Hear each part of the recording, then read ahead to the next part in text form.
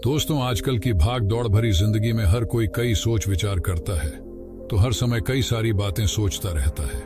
इस वजह से उसका मन स्थिर और शांत नहीं रह पाता है। आज हम आपको कुछ ऐसी ही आदतें बताएंगे जिसे अपनाकर आप एक अच्छी जिंदगी व्यतीत कर सकते हैं। अगर आप हमारी इस कहानी से अंत तक जुड़े रहेंगे तो आप अपनी पूरी जिंदगी बदल सकते हो, और इन आदतों को अपना लेते हो तो अपने जीवन एक खुशहाल जिंदगी में बदल सकते हो, जिससे आपका मन नहीं उदास रहेगी और ना ही बेफिजूल कार्य में रहेगा। एक बार की बात, एक गांव का मुखिया महात्मा बुद्ध के पास आता है और कहता है कि बुद्ध, अपना मन इतना शांत कैसे रखते हो और हमेशा ध्यान में कैसे रहते हो? आप कहते भी हो कि ध्यान करो, लेकिन जब भी मैं ध्यान करने बैठता हूं, जैसी अपने आगे बंद करता हूं, मेरे अंदर इतनी सारी चिंताएं आती है, इतने विचारों का तूफान आते हैं और मन बेचैन हो जाता है, जिसके चलते ध्यान करना तो बहुत दूर की बात है। मैं शांति से बैठ भी नहीं पाता। हर बार लोगों के बारे में सोचकर, जीवन में घटित घटनाओं के बारे में और मेरे आने वाले भविष्य बारे में कई अन्य सारे अजीबोगरीब विचार मन में आते हैं। लेकिन मैं अपना मन शांत करने की कई कोशिश करता हूं, लेकिन हर बार असफल हो जाता हूं। है बुद्ध, अब आप ही मेरी इस समस्या पर कोई समाधान बताएं। तभी बुद्ध कहते हैं, मैं कैसे समाधान बताऊं जब तुम्हारे ही मन है, लेकिन यह तुम्हें पल भर शांत नहीं रहने देता। तुमने क्यों इसे इतना आजाद छोड़ा है कि यह तुम्हें 2 क्षण आंखें बंद करके शांति से बैठना नहीं देता। तभी मुखिया ने कहा, मैंने इस विषय पर बहुत शौचाल है, लेकिन मुझे मेरी समस्या का कोई समाधान प्राप्त नहीं हुआ, इसीलिए मैं आपकी शरण में आया हूं। बुद्ध ने काफी देर तक मुखिया के चेहरे को बड़े ध्यान से देखकर कहा, ठीक है, तुम ये 4 आदतें छोड़ दो और तुम्हारा मन शांत रहेगा। मुखिया बड़े ध्यान से बुद्ध को सुनने लगता है। बुद्ध ने कहा, पहले आदत यह सोचना छोड़ दो कि मुझे बड़े लोग नहीं कर पाए तो मैं क्या ही कर पाऊंगा। असल में हम अक्सर खुद की तुलना किसी और से करते हैं, जो कि व्यर्थ है। हर किसी की परिस्थिति अलग होती है और सबकी सोच और सोने का तरीका अलग होता है। और क्या हुआ अगर कोई दूसरा नहीं कर पा रहा हो तो हो सकता है कि तुम ही उसे कर जाओ। और हाँ, अक्सर वही लोग इतिहास रचते हैं जिसे कोई उम्मीद ही ना हो, और हो भी सकता है जिसे तुम बड़ा समझ रहे थे और उसने बहुत मेहनत कई प्रयास किए।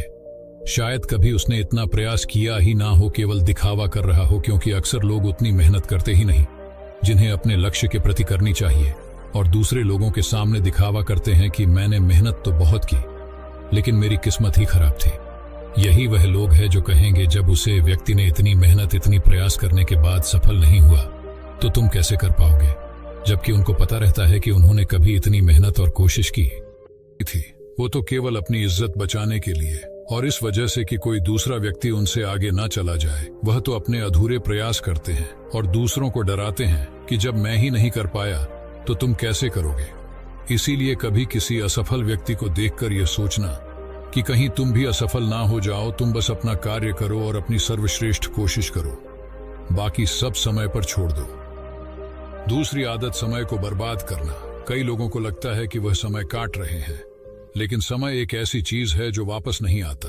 अक्सर लोग वक्त बर्बाद करते हैं व्यर्थ कामों में, और समय को बर्बाद करने का एक ही कारण है, लोगों को लगता है कि उनके पास बहुत समय है। हर व्यक्ति को लगता है कि उनके पास तो बहुत समय है, लेकिन समय के साथ उनको पता ही नहीं चल पाता है कि उनका कीमती समय बीत गया, और वक्त के साथ ही उनका बुलावा आ जाता है। जिंदगी व्यर्थ के कामों में बर्बाद कर दी और फिर वह चले गए, और जब तक उन्हें इस बात का एहसास हुआ वह चले गए। वक्त के साथ सिर्फ पश्चाताप पीछे रह जाता है। इसलिए जब तक यह जीवन है, इसे अच्छे कार्यों में लगाओ, और दूसरों की मदद करने में अमूल्य सुख लोगों को सही राह दिखने में ही मानवता का कल्याण है। अक्सर समय बर्बाद करके, व्यर्थ के काम करके उन्हें खुशी तो मिलती है, लेकिन जब तक होश में आते हैं तब महसूस होता है कि कितना सारा समय बर्बाद कर दिया है।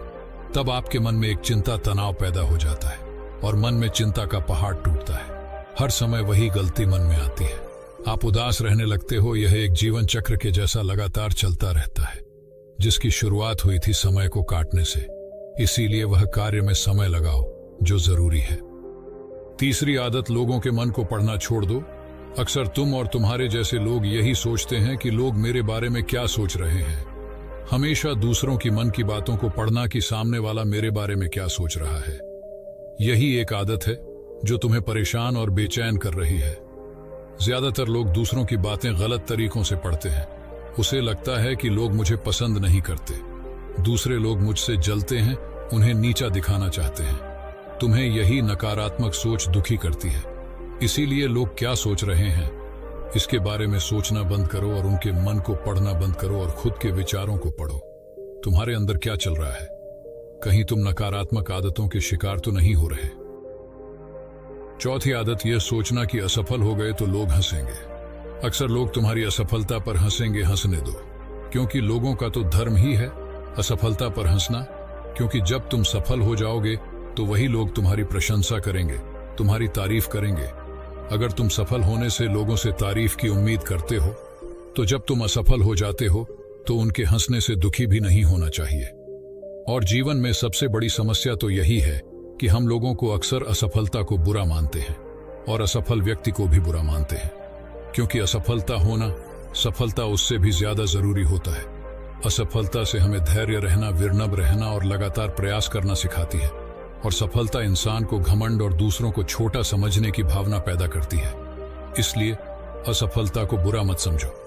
अगर तुम्हें काम में असफलता नहीं मिल रही, इसका अर्थ है कि तुमने अपना लक्ष्य अपनी क्षमताओं से छोटा रखा है। और हां, अगर लोग तुम्हें ताने नहीं मार रहे, तुम्हारी बुराई नहीं कर रहे, तो तुम अंदर से मर गए हो। तुम्हें अपने मानसिक क्षमताओं से बाहर जाकर अपने आप को कष्ट में डालकर कुछ नया करने का प्रयास करो, क्योंकि अक्सर असफल भी वही होते हैं जो कुछ नया करने का प्रयास कर रहे हो।